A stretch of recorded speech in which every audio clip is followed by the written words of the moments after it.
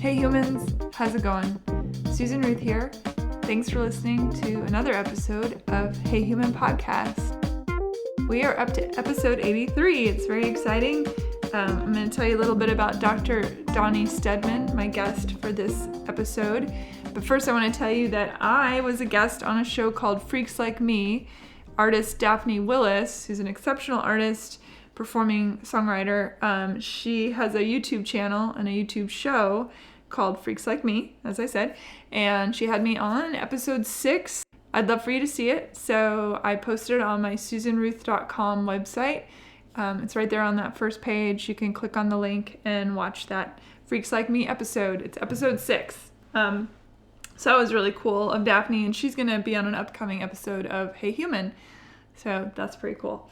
I want to remind everybody, anyone in New York, I'll be performing with some friends. We're going to do in the round style, which is a Nashville style of performing. It means we're all up on the stage at the same time and we just take turns going down the line, doing songs and come back around, and we go again and come back around.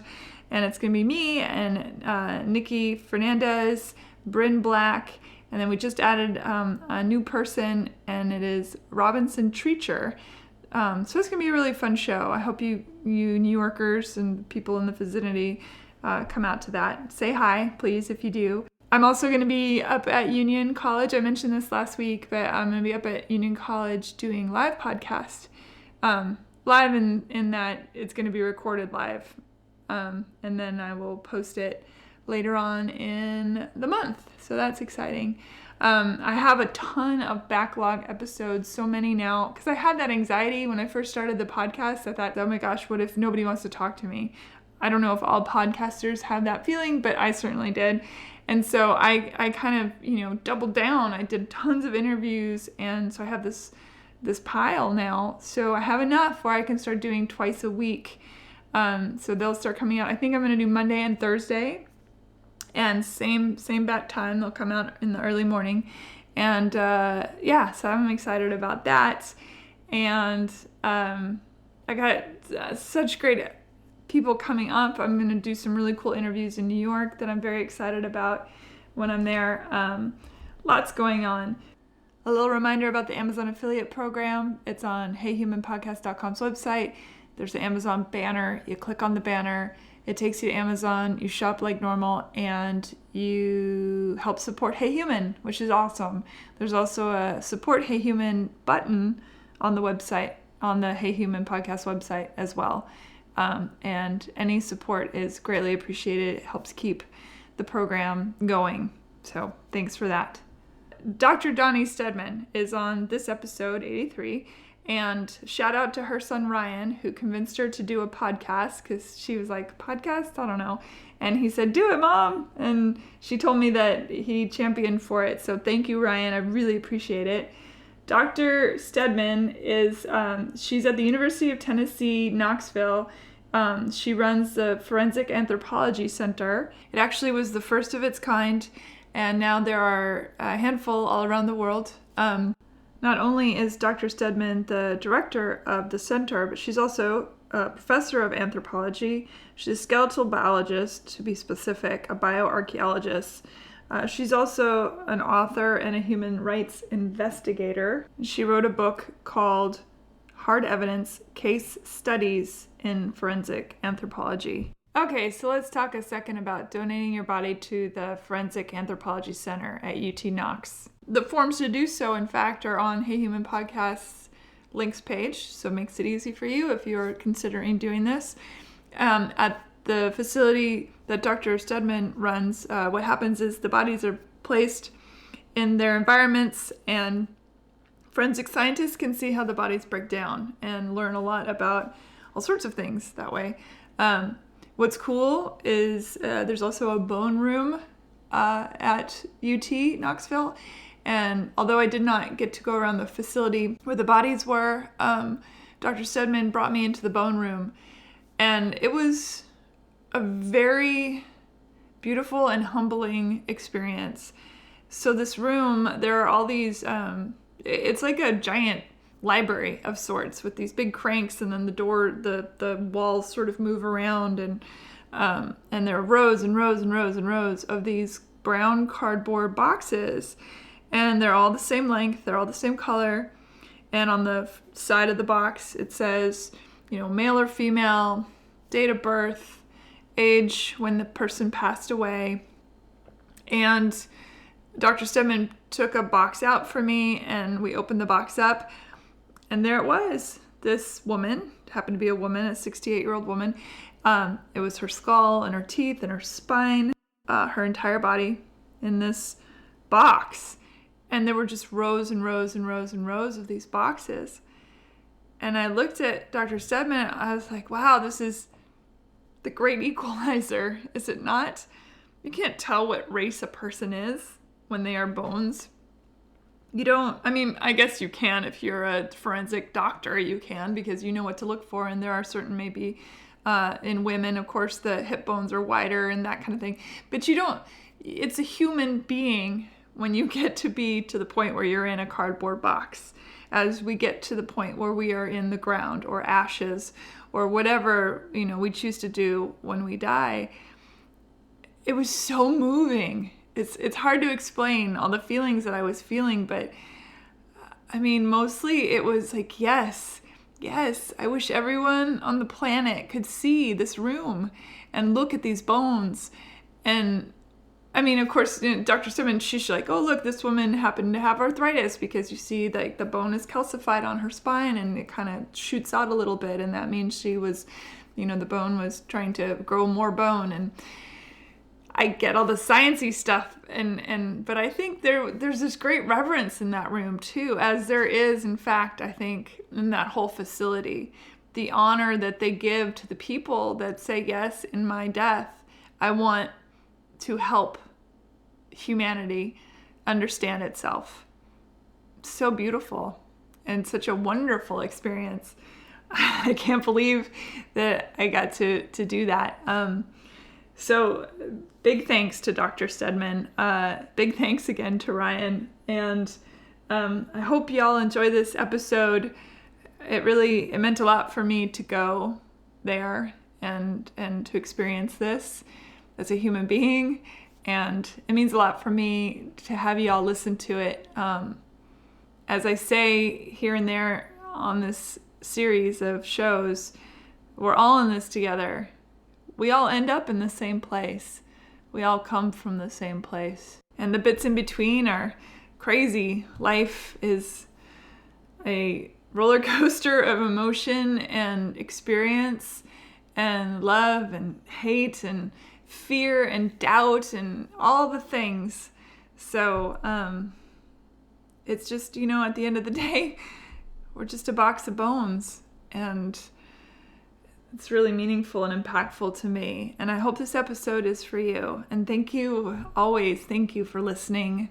Thank you for rating and reviewing Hey Human, and for spreading the word. I can't do this without you, and I appreciate it. All right, here we go. Hello, Dr. Dawnie Steadman. Thank you for being on Hey Human. Thank you for having me. Yes, so you are a doctor of Forensic Anthropology, is that correct? Just anthropology. Just anthropology. Right, okay. Anthropology. And then within anthropology, you can specialize in different areas. Okay, all right. And your specialty is?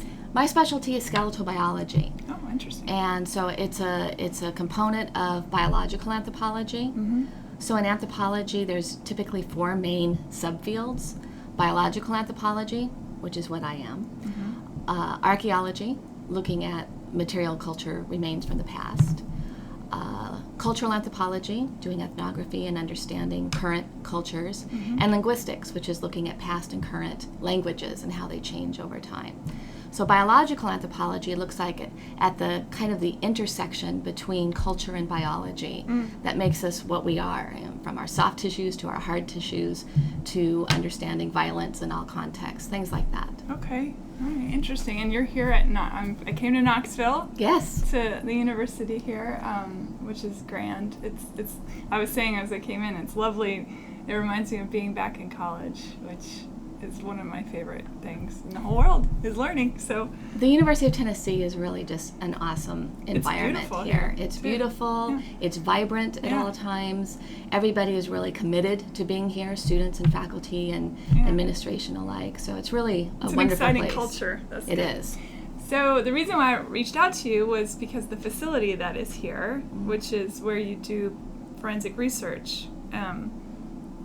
Is that correct? Correct. That's what you would call that, forensic research? Mm-hmm. So people donate their bodies to science, or to you specifically, well, not you, but to the university specifically, and then what happens? Right. So we do have a body donation program where people, while they're living, can fill out a body donation packet that's available online on our website. And it includes their medical history, their basic demography, their eye color, hair color, where they've lived in their past, where their parents are from, all of these sorts of things that help us be able to do a variety of different types of research related not just to the decomposition research that we do at the facility, but also the skeletal research that we do after decomposition is completed. So unlike medical schools, here at the Forensic Anthropology Center, we retain the skeletons. So medical schools will often only keep the bodies that are donated to them for 6 months or a year. They do the dissections in the anatomy lab or whatever research labs that they have, and then the remains are typically cremated and given back to the families. At the Forensic Anthropology Center, we say that there is really no end to the gift of body donation, because after the decomposition research is complete at the facility, we clean the skeletons and accession them into the Bass donated skeletal collection. And there we have researchers come from all over the world to study the skeletons and produce new methods on how to estimate age or sex from the skeleton, to look at contemporary diseases in the skeleton and how we might identify those in forensic settings. So it's another way, besides the decomposition research, to do research that directly benefits forensic science. So let's say I come upon bones that have a lot of stress fractures. Does that mean that maybe the person was obese in life? Or, I mean, is that what you're talking about? Like, you look at the bones and you go, oh, okay, because A, B, and C. Right. Sometimes we can kind of reconstruct lifestyle, and certainly in forensic cases when we have an unknown person, we want to try to interpret as much as we can from the skeleton, but stay scientifically bounded, right? And that's where the research with the skeletal collection is so important, is because we know what occupations our donors had, what habitual activities they had. So maybe in the case you described, the person had been a runner, a long-distance runner for a good part of their life. They may have built up some stress fractures or something like that we might be able to see in the skeleton. Right now, I would say we don't have the science to back that up. Okay. But because we have the documented skeletal collection, we could do research to see, okay, these are the individuals who were runners. What can we see in their skeleton that might give us some clues that was their habitual activity? Do you have a lot of, say, FBI people coming and looking at, I mean, I would imagine that helps. Yes, we do research with and for other agencies, such as the FBI, such as the Department of Defense, different areas of the Department of Defense. Some laboratories, private laboratories, as well as federal laboratories, work with us on different projects that they have an interest in that we have a unique way of contributing to. So yes, we do research with a number of different external partners. I saw one of your interviews online and you were discussing mass graves. Yes. Explain how the science leads to being able to help for determining that. Sure. You had said something in the interview about it keeps people from having to go to be a part of it, which I imagine would involve a lot of stress and danger. I mean, I think you might be referring to the research that we've been doing on the remote sensing. Yeah, that's by one of my colleagues, Amy Mundorf. She's been heading up that project. And as somebody who does forensic human rights investigations myself, where I'm going overseas and I'm looking for the mass graves and exhuming them and trying to find out who was killed, who's in the graves, how they were killed, and who might be responsible, this research is really important, because the point is that if we can figure out what sorts of new technologies in remote sensing, whether they be sensing that you can use on the ground or sensing that you can use on airplanes or satellites or somewhere in between, if we can see which particular techniques are better at picking up different lifespans of the grave, then I can do a lot of research on searching for graves here in my office at UT, rather than spending so much time on the ground in potentially a conflict-ridden situation. So it keeps us safer. Yeah, of course. How would one make it that determination from the air, from an airplane? Is it just like what plants are growing, or? It could be the plants. It could be the amount of chlorophyll in the plants, the type of plants. We also can see some changes in the elevation on top of the grave over time. So just like, say, if you plant a tree out in your yard, you dig a hole, okay, and when you look at the dirt that you've dug up, it's all mixed together now, right? But if you look in the profile of the hole that you dug, you might be able to see some distinct lines we call strata, different soil layers. Now, when you plant your tree and you put the dirt back on it, you always end up with more dirt than what you started with. So you end up with this mound, right? But over time, that mound compresses and becomes continuous with the elevation of the soil around it, right? And sometimes then it'll even sink a little bit further, and certainly in graves we do see that, is it'll actually sink below the outline of the grave. Interesting. And so there's technology that allows us to look not only at the plant physiology and growth, but also the elevation changes in the actual grave soil over time. Like bass boats, they're technology that sees where or any kind of boat that sees where the depth is. Right, that's using sonar. Ours are usually using light technology. Oh, and it bounces back up and tells exactly. you. Oh, interesting. Exactly. So the research that Dr. Mundorf and her group are doing is extremely useful for those of us who go out and do this work. How did you come to be interested in that particular? I mean, obviously there is a lot of ethnic cleansing, unfortunately, in the world. I don't know why people are so surprised when they hear about that. It's like human beings behaving this way. What drew you to that particularly? To investigating human rights? Yeah. Yes. So when I was in graduate school, I was at University of Chicago, which is very theoretical. And Chicago. Are you? I just love that city. Oh, I do too. I'm a huge It's fan. probably my favorite American city. Me too. And I was a little bit restless about not really feeling like I knew what I wanted to do with anthropology. And so one of the professors there was involved in human rights and Physicians for Human Rights. And so he was working with a new team that had just developed in Argentina called the Argentine Forensic Anthropology Team. And he thought it would be worthwhile for me to go down there and teach them new methods of the age that have been coming out in the late 80s. And so I said, okay, I didn't really know what I was getting myself into.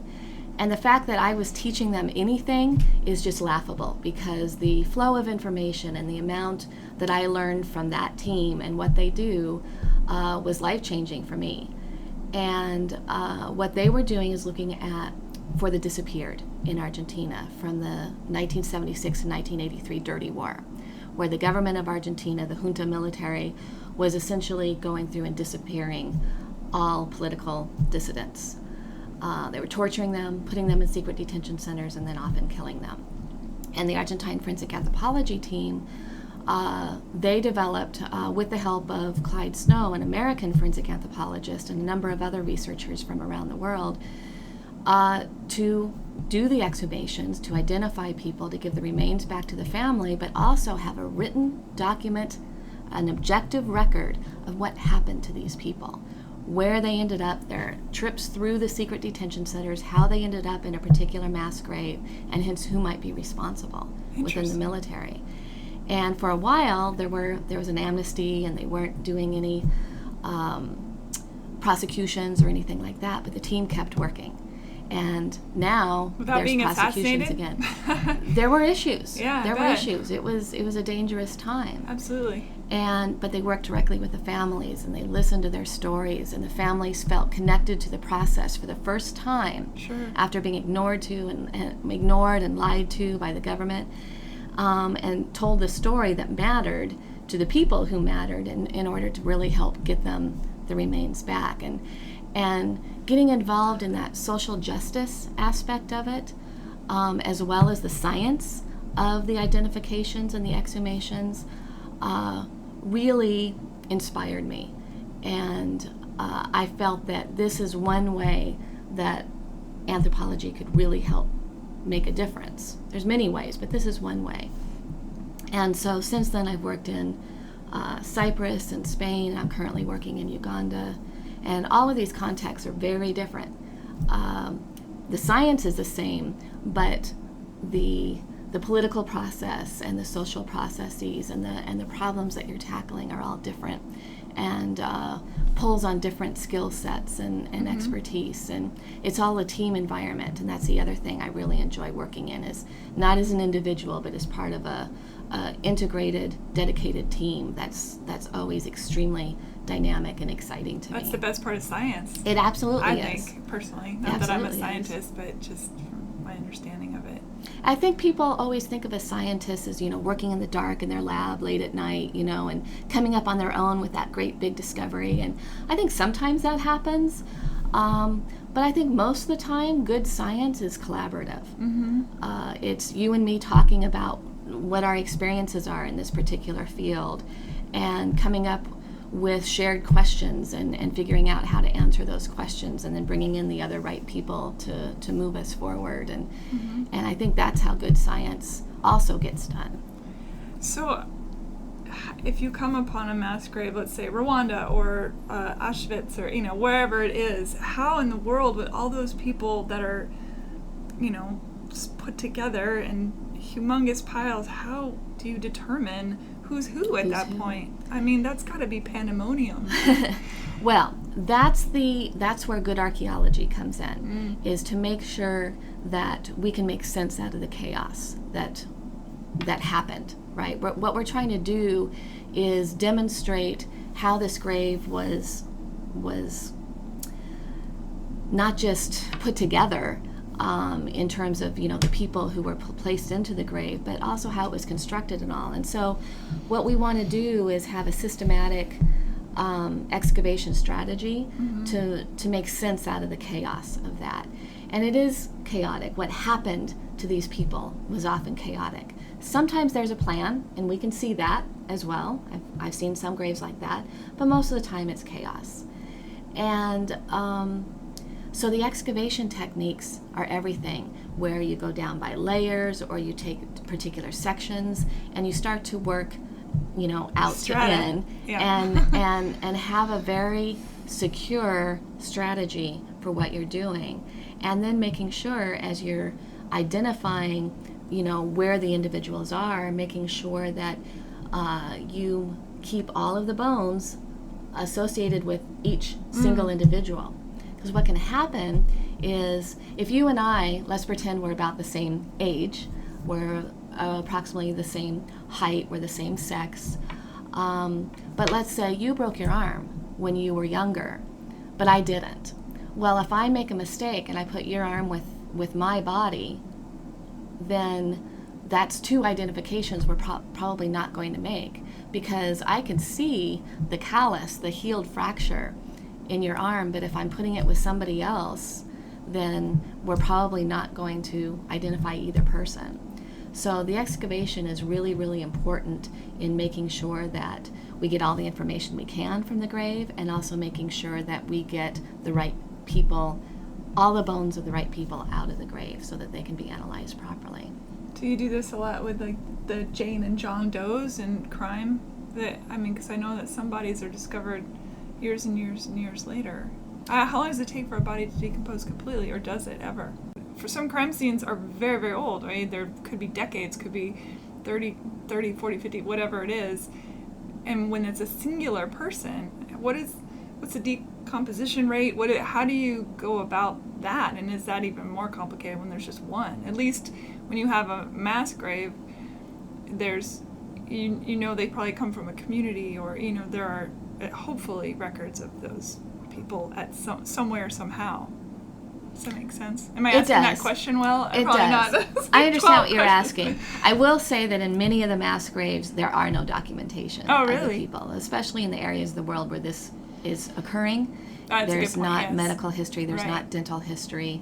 Talking villages and things. Yeah. Yes, you're talking about people who have had no access to these sorts of things, and then they're being massacred. And so typically the main way that we have to identify individuals in those types of scenarios is with DNA. So, but answering your question about, more forensic cases, what we're used to seeing here in America, yes, we are involved in forensic cases. And we do help law enforcement and medical examiners with forensic cases.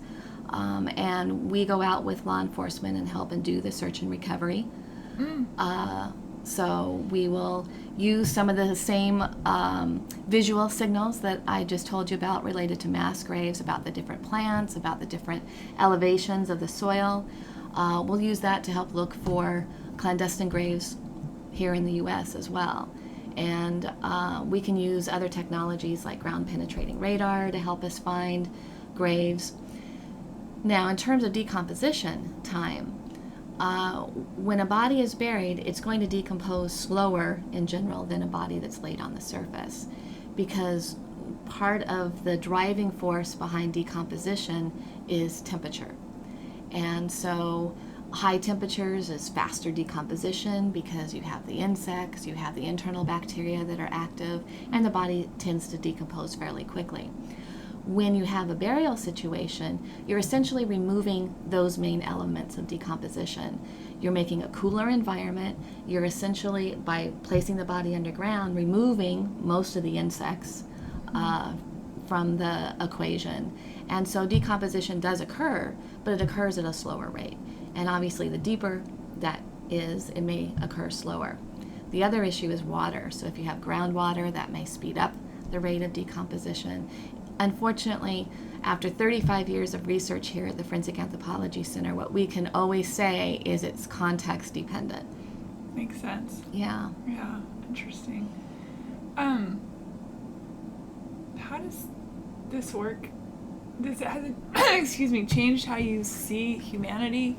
How do you come upon a mass grave and not just have your world tilted upside down? I know you're a scientist, so always you base things, the facts, science, it's that part of your brain, but... Yeah. Well, keep in mind that we do often years of historical research before we ever get to a gravesite or a purported gravesite. So we're well informed about the history of what might have happened here, the whole history of the problem that created the conflict that then created the mass graves. So we have a pretty good sense of whether it's just or not, the different factors that came into creating the conflict that made the mass grave. It's a funny word, just, isn't it? Whether it's just or not, talk about a loaded word. Right, exactly. But again, it's context driven. So some wars we might see as quite just. Other wars we see as there's no justification for it at all. And I mean us as not just Western community, but as even scientists, or individuals. But beyond that, I think dealing with the mass graves, yes, it can be extremely difficult. But we have a skill set that can help people. We can help the families find out what happened. And so I think that we get put into the frame of mind of this is the job that we need to do to uncover these remains, help identify them, help tell what happened to them. We're very fortunate to have that skill set. Absolutely. And actually it's an honor to be able to do this and hopefully to help families and hopefully to allow whatever justice process is going on in that particular country to be able to work. But how does that make you, that's the thing, is that a lot of the research I do, the reason why I started Hey Human was because sometimes it's hard to look at humanity and not go, really? Yeah. And when I feel like sometimes I'm hanging on by a thread, and I don't want to lose hope in humanity. And knowing that things like this exist in the world, or even just how we treat our fellow person on a day-to-day basis, kindness versus being awful. Right. I don't know. I think of the philosophy of it too, not just the science, which is fascinating. But well, the last thing I want to intimate is that we are hardened to it, because we're not. I think the people who do this, and I mean this in forensic science all over, anybody who is dealing with murders, whether it's local or whether it's a mass murder in another country, is doing it because they have a heightened sense of humanity. Yes. I would argue that. I believe that, for sure. That they have a heightened sense of justice and injustice. Yeah. And an extreme desire to want to help in whatever way that they have the skill set to do so. To right the wrongs. To right the wrongs. That said, I think we also internalize that very deeply. Yeah. And it does come out in strange ways and in very individual ways. So it might come out as a form of PTSD, post-traumatic stress disorder or syndrome now, I think they're calling it. But where essentially you have either witnessed or been through a trauma or reconstructed a trauma, in our case, and it affects you very deeply, and it affects you in ways that may not make any sense, of not sleeping correctly, or not wanting to sleep in a comfortable way. Sometimes it manifests for me as just not wanting to be comfortable at all when I'm doing these things. And I can't tell you the reason why, that all of a sudden I don't feel like I should be sleeping on a bed or sleeping at all, but something about the trauma that the families are telling me about, that I'm seeing, just manifests in ways that make no sense. I would argue that are that very that's strange. Empathic. That's an empathy. It is. It is.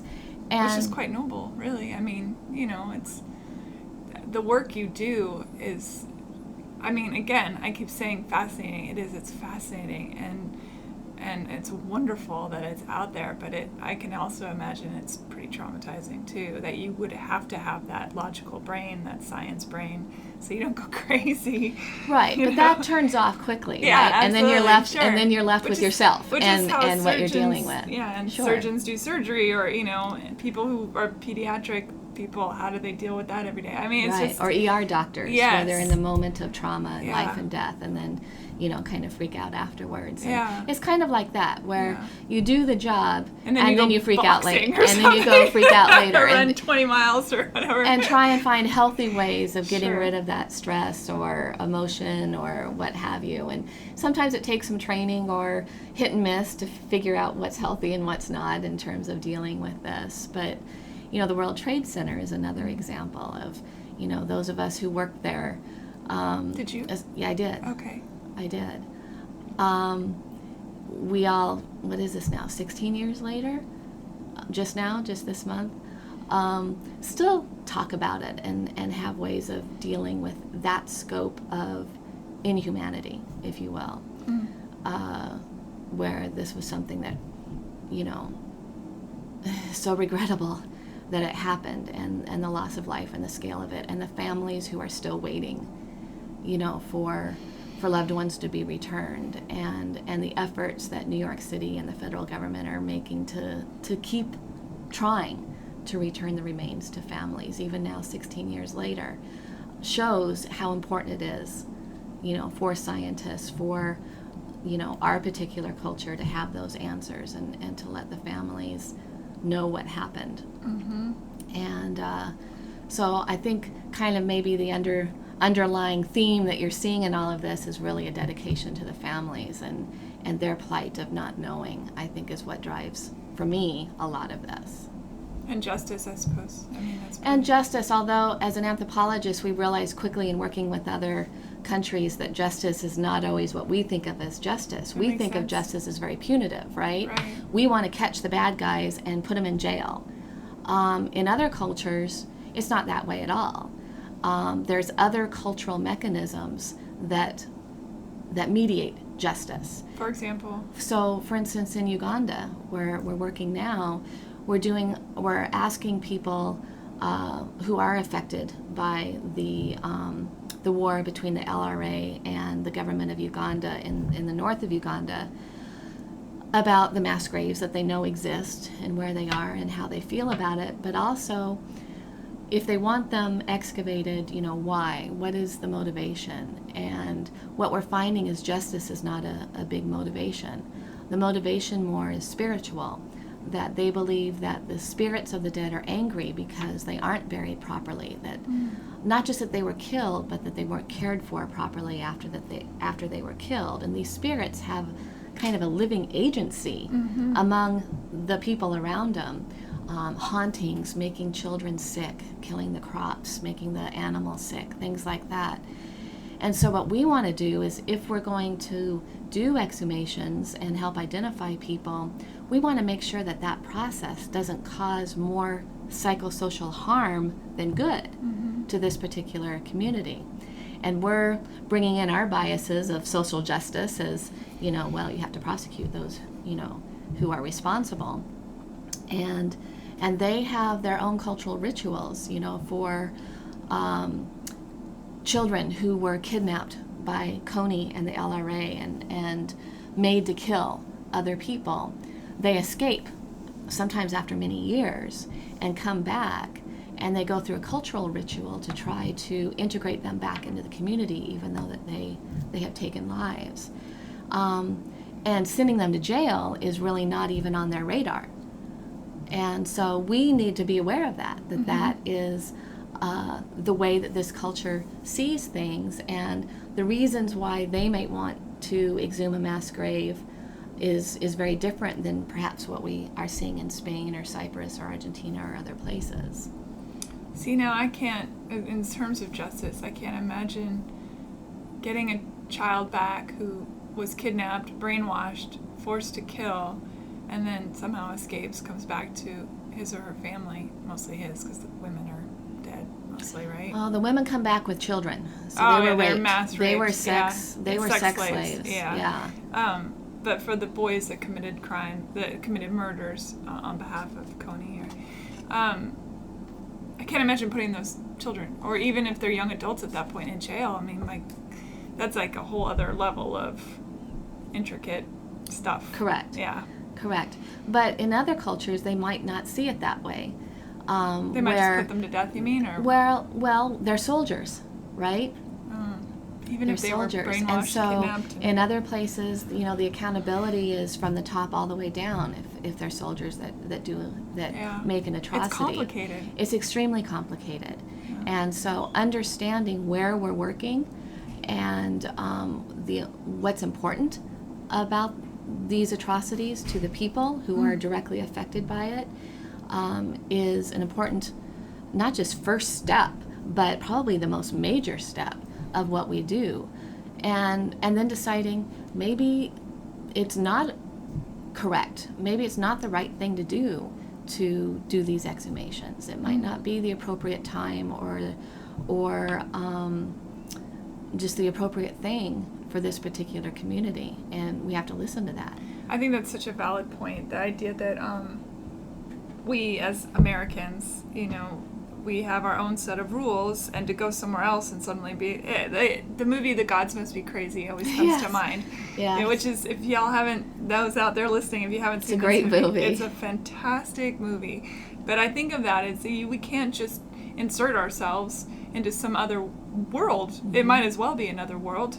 Right. It might as well be on another planet as far as they're concerned. So maybe, but the concept that I always say is that just because we know where a mass grave is doesn't mean we have to dig it. Yeah. There might be political overtones that prevent it. There might be family reservations about it. And I'm not talking about just in Africa, but anywhere. Sure. These mass graves are always contested, even by families. So it's always very interesting to understand all of the different perspectives of the communities, of the family, certainly of the politics. The politics are the most predictable of all of it. There's going to be people that say, yes, we absolutely must investigate this. And then, of course, there's people usually related to the perpetrators or are the perpetrators that say, no, we need to, let the past stay in the past and move on from here. So this kind of arc of forgetting, and then everything in between. But then the families put entirely different layers on there. There may be some family members of disappeared people who are strongly against exhumations for all sorts of spiritual and political reasons. That's interesting. And then, of course, families who have dreamt of nothing but in order to find their missing son or daughter or husband or wife. And are perhaps haunted. And I think all of these different voices need to be heard and evaluated, to see, is this something that needs to be done right now? That must have a whole nother level of complication if you have half the people say no and the other half say yes, and then... And that's often the way it is. Yeah. And then the communities need to decide, is this something that they want to go forward with? Sure. And again, I'm taking this not just in Africa. This is happening, these conversations are happening all over the world. How many of these mass graves have you worked on? Oh, I don't know the number. But it's a lot. And I've worked in several different countries. Yeah. So let's switch gears for a second. The facility here. So I fill out the paperwork. I submit it. Do you turn down people ever? Not pre-donors, no. Okay. So the only reason that we would perhaps not accept you as a pre-donor is if you have an infectious disease that we cannot accept by law. So tuberculosis, HIV, MRSA, VRE, if you have that as a living donor or at the time that you pass away, we won't be able to accept you. Sure. One of the big myths that are out there about the facility is that there's a waiting list of people so that people can't sign up to be pre-donors because there's a waiting list.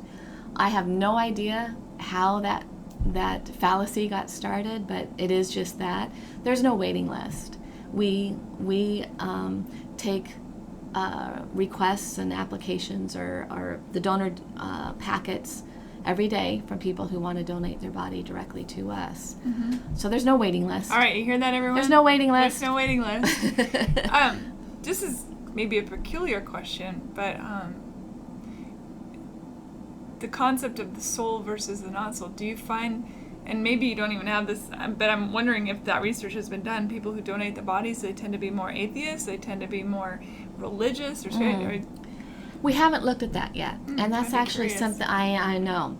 I think one of the studies that we want to do is on our living pre-donor population and look at the motivation for donation.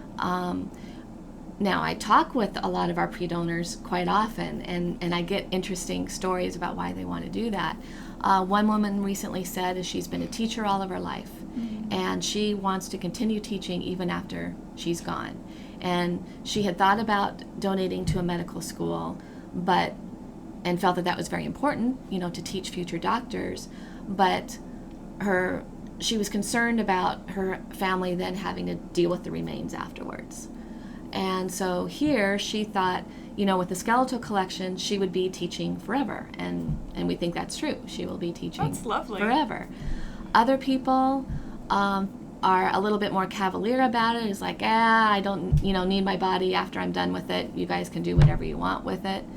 And we get everything in between. We get people who may have had some sort of history with violence and feel very strongly about donating their bodies to maybe help prevent violence in the future or at least investigate violence, and so they're coming from that angle.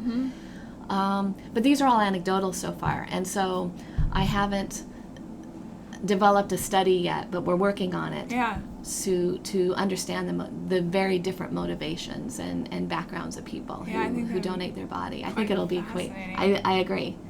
I agree. It'll shed some light, I think, on how people think about death right now in our culture. It's a complicated issue, death, especially in America, and really in is. Europe probably, but especially in America. We are very uncomfortable with the concept of death. to that point, how long have you been here? This is my 6th year. Okay, so how long has the facility been here? The first donor started in 1981.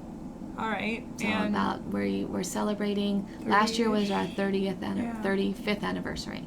If I'm doing the math right. Yeah, like I need the abacus out. I do. Yeah. Do you have ever any, the community, I assume, is just now, it's been here for so long, they're just used to it, or?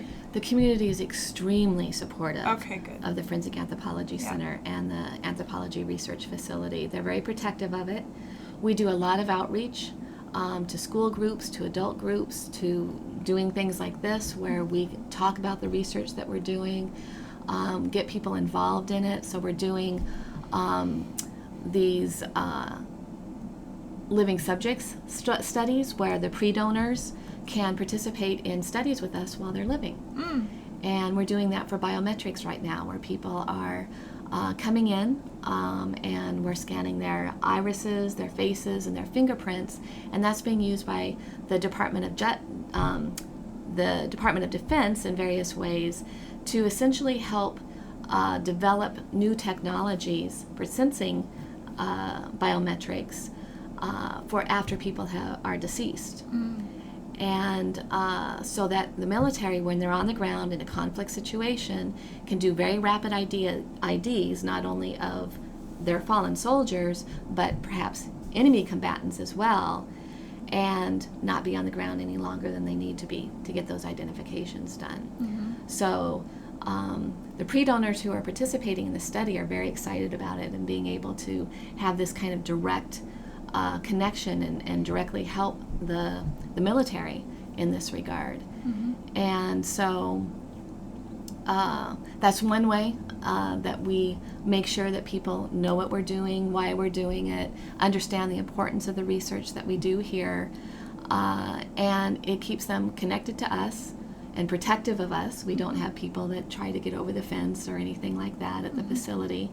Most local people would never even consider such a thing, because they believe in what we do and they wouldn't want to interfere with it. Or so somebody donates, they do the paperwork, they've passed away, their corpus sent to you. What happens next? Do you put them out in a field? Do you bury them? Do you where, or is it all different kinds of things? Sure. Yeah.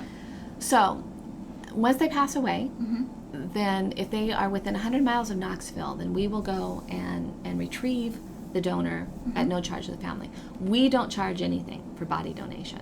So if they're outside of 100 miles, then they need to arrange with the funeral home for transport to us. And we get people all the way from Washington State, from Canada, from all over the country, and they transport the bodies to us.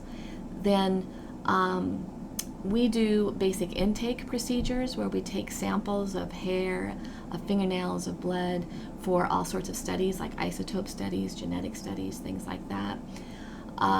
We take photographs of tattoos, scars, because some cultural anthropologists are interested in the stories tattoos tell over time, things like that. So we try and anticipate as many types of research ideas that may be out there that we can ultimately help with. Then the donor is placed at the facility, and the placement depends on the placement type. You mentioned whether it was the individual is buried or on the surface or in different scenarios. It depends on the type of research that we have going on at the time, and also the courses that we have going on at the time. So the facility is committed to research and training. So the research is we're doing numerous types of research on various aspects of decomposition and the technologies that I talked about before. The training is we train not only our students in these techniques and the decomposition process, but we also train law enforcement. We're doing a training right now for the Kentucky Criminalist Association. I think I messed up that title, Kentucky Criminalist Academy. I can Google it. Okay. I always put links. There's to an A, and I can't remember what the A stands for. I'm sorry. I'm sorry, guys. The they're criminalists in the state of Kentucky, and they come here every year, every other year for training at the facility to make sure that their criminalists know how to find and map remains that are on the surface, as well as burials. So therefore, we might have some remains placed out on the surface as well as remains and burials so that they can do their training. Mm-hmm. So each donor that comes in, we make a decision about where the needs are, and that's if we can enroll that donor in a study or more than one study, then we will do that. Okay. In my brain, I have this vision of, over here, there's someone on a pile of leaves. Over here, there's a sprinkler on someone, just to see like all the different... Well, some individuals we have had, clothed and some not. Mm-hmm. Some that are wrapped in various things, that bad guys wrap people in when they're trying to clandestinely dispose of a body. And we do studies to see, do those wrappings and clothing or make a difference, Sure. compared to a control. So we do some of that, absolutely. Mm-hmm. We don't have a sprinkler out there. I have to admit, we don't have a sprinkler out there. Just because of rain, and I suppose it's just the natural element. Exactly. Happen, it's a natural outdoor laboratory to study human decomposition. So and they're what happens over the world, right? Because you need different environments. They're not all over the world yet. Oh, okay. But we are hoping that they will get that way. We are the first. Oh, okay. Here. That's exciting. Yes, the very first. And new facilities have opened up, a couple in Texas, one at Texas State and one at Sam Houston in Texas. Another one has opened up in Colorado. There is one at Western Carolina University and in Southern Illinois, and then one is hoping to open up in Northern Michigan as well. Now, worldwide, Australia represents the rest of the world at this point. They have one facility. The Netherlands just opened up a facility, but it's only for buried bodies, and they're doing chemical research. So it's not the same type of research that we do here. But it is important because it's the first time that Europe has allowed any research on human remains in an outdoor facility. So it's an important first step. Yeah. Why did it take them a minute? I think that there's been long-held laws there against it, and there's probably a little bit more of a cultural pushback to the idea of it. But we've been very proactive in working with groups to help, provide some information that might make the communities more comfortable. Sure. You mentioned that, and it makes absolute sense, the hazmat situation. If somebody has an infectious disease, then the protocol would be probably kind of expensive, right? It would be more expensive probably to deal with, but also the safety of the people that work there. But then how does one find out what happens when somebody who has AIDS or is simply HIV positive or has MRSA or whatever it is, and how they do it? Do they have specialized labs that everything is quite locked down or something? I think that if you have those diseases, it probably isn't going to affect how you're decomposing. Okay, that was my question. And so, really. Yeah, I don't see, just intuitively, I don't see that those particular bacteria or viruses that we're talking about would have an impact on the decomposition process. So I don't think that scientifically we're losing anything, but it is very much a protection for those of us who can get bloodborne pathogens. Absolutely. We take universal precautions, obviously, every time we're dealing with human remains, but there are policies that we have to follow set by the university and set by the state that disallows us to work with those remains if we know that those individuals have it. Sure. So we also do take donors. We talked about the pre-donors, people who register with us, but we will have individuals who will call and say, my dad just passed away. He always wanted to donate his body to you, but he never did the paperwork. Is that still possible? And oftentimes we will say yes, and go ahead and send them a family donation packet that they can fill out on behalf of the father and sign, and the family can donate the body to us. We might not always be able to take non-pre-donors, depending on the research that we have going on and how many donors we have at the facility. But we try to. Yeah. Do you tend to get more elderly or all different ages?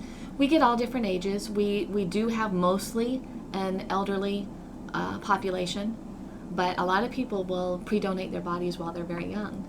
And hopefully we won't get those until they're very old. Is there a law about children? We don't allow children 18 and under. Now the families can donate children, but obviously the children would have to have a family member sign. But we do have families that will donate minors to us. Okay. Yes. Because I imagine that's important research too. It is. It absolutely is. Yeah. And it means a lot to the families to be able to contribute in that way when they lose a child, which I can't even imagine. No, it'd be horrifying. Yes. Are you going to leave your body? You know, that's an interesting question. Some of my colleagues here are pre-donors. I am not yet. And the reason why is I have 2 sons who I don't think are old enough yet to decide whether they're comfortable with this or not. And for me, I feel that they need to be comfortable with this decision for me. And they're not old enough yet. And why is that? Why is it? I think that I can assume I know why, but I'm not going to do that. Obviously they know what I do here, and they know about the facility and all of that, and they've seen me give talks and things like that. And so they're savvy enough to know what is done here. And I don't know how they would feel about me being here after death. And if I ask them now, I know their answer would be yuck, because they're boys and they're that age. Everything is yuck. Yeah. And so I think it's important for me to make sure that they're okay with it. Yeah. Dr. Steadman, this has been fascinating and lovely. Thank you for your service. And for the work you do. And it's an honor. Thank you. Sorry, I get a little emotional with stuff like this because I think it's so important. So, thank you. On behalf of all of the faculty and the students that work with us, I really want to say it's an honor to be able to do what we do and serve forensic science. And we're especially grateful for the people who donate their body to us, because without them, we wouldn't have a program at all. We wouldn't have the scientific knowledge that we have. And so we're forever grateful to them. That's wonderful. Thanks, everybody, for listening. Thank you. Thank you.